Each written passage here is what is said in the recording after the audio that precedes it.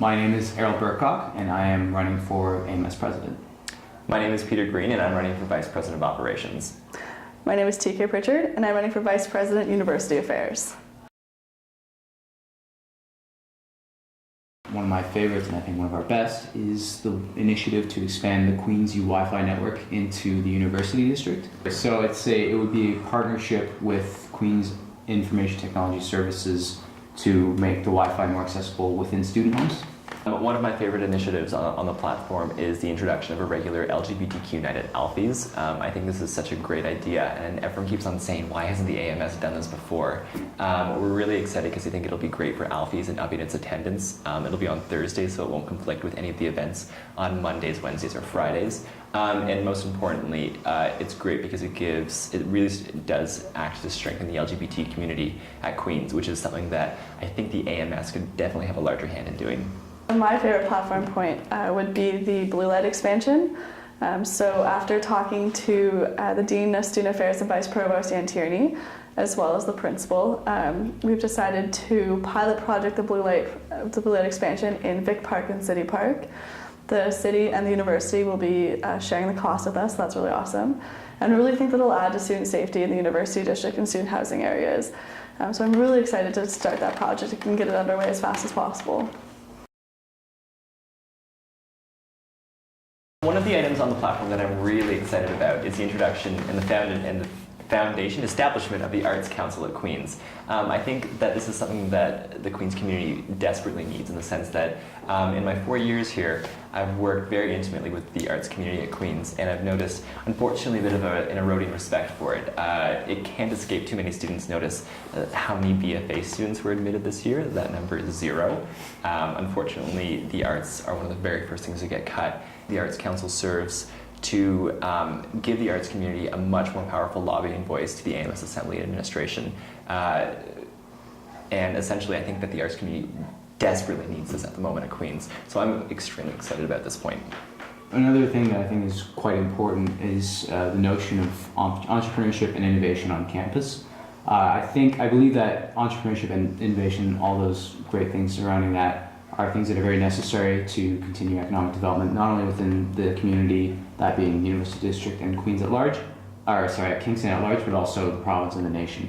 And a fantastic place to get that initiative going in the minds of people is at a university where there are thousands upon thousands of brilliant minds, all with all kinds of ideas. And on campus, we need to do, I think, much better with waking these people up to the notion that they can take these ideas and make them a reality. There are a few ways that we want to, foster that culture, and one of those is to improve or to bolster the Summer Innovation Institute with new partners, particularly the School of Computing and School of Medicine. So if we were to be elected, we would get right on to helping them get more partners, which means more resources, potentially more mentors, and more money to fund more students in the Summer Innovation Institute. To really foster that part of that culture. So something else that's really important to me are our mental health initiatives, and I believe that we've come up with tangible ideas that can really help students. So the first is the creation of the Student Mental Health Advisory Board. There'd be representatives from all the different faculties and mental health resources on campus in order to make sure that the AMS is actually appropriately lobbying on mental health and actually taking care of all of our students and looking at the different needs. The second idea in that is to work with the Frontenac Community Mental Health Services. We already have an understanding with them for the Peer Support Center, where they are the emergency resource there. Now I want to take, within the Social Issues Commission, have the Frontenac Community Mental Health Services come in and facilitate professional mental health counseling support groups on campus.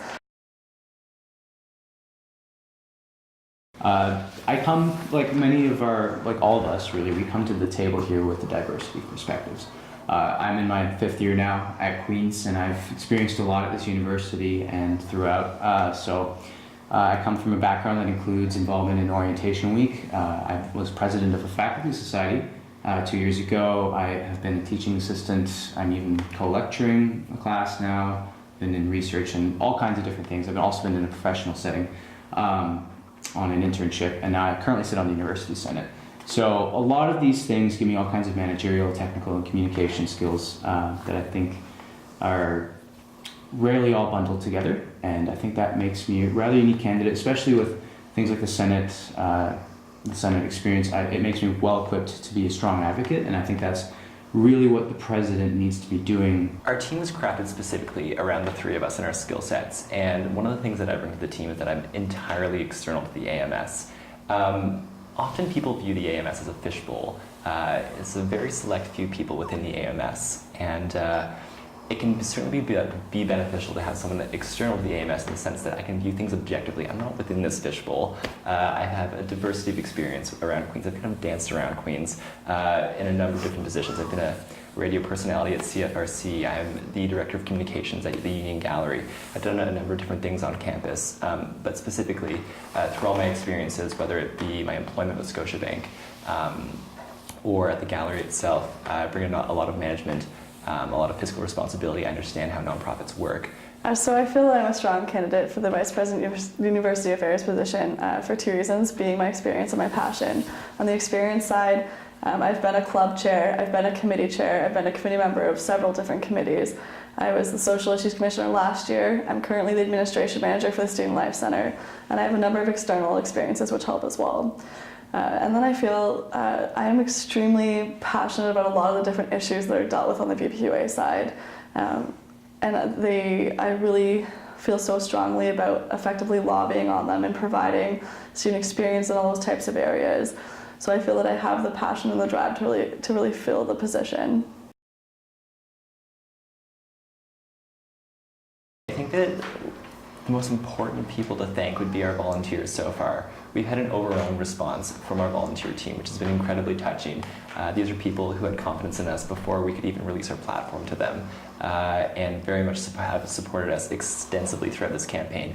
We could not do this without a large number of people, and it's been incredibly endearing and appreciated how much support we've gotten from our friends and family.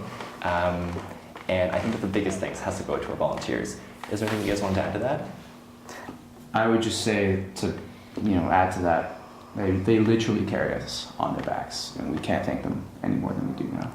Yeah, both our core team and all of our volunteers have really put so much effort into this. It's been very touching and very moving. I can't believe all the things that they do for us and all the support that they give us.